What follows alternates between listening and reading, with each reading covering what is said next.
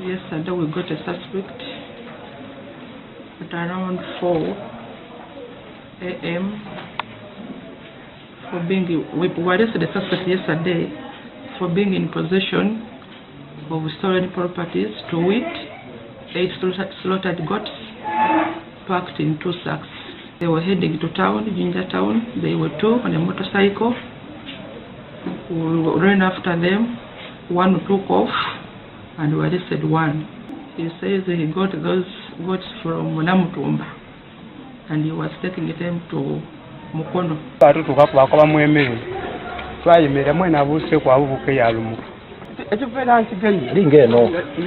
Namutumba mwavire esawa emeka.